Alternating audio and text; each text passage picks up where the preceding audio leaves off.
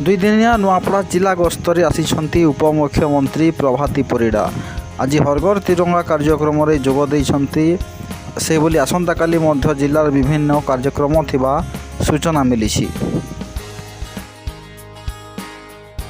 आज नुआपड़ा गस्तरे आसीथिला बेले भारतीय जनता पार्टीर समस्त बंधु मानक माने अभिनंदन कृतज्ञता जनइबी कि ये पवित्र माटी जोठी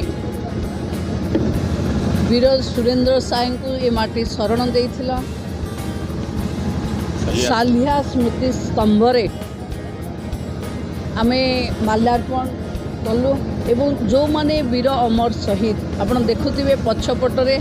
कि स्वाधीनता संग्रामी भारत माँ पाई जे शहीद होती समस्त को आमे आज त्रिरंगा यात्रा अवसर रे एठू आरंभ कलु। देशर प्रधानमंत्री आह्वान कि वीर शहीद को नमन ये कार्यक्रम को नुआपड़ा जिल्लार भारतीय जनता पार्टी मते सामिल करिथिबारु मु तांको कृतज्ञता जनाउछि। देश प्रेम केवल शहीद मानक पाखरे नुहे आज छुआ को भी ऑपरेशन सिंदूर पर समस्त को परिचय अच्छी कि देश जहाँ हाथ में अच्छी देश जो वीर सेनानी मानक सहित अच्छी आज देश तांको सहित देशर नागरिक माने दृढ़तार सहित ठिया हबार अच्छी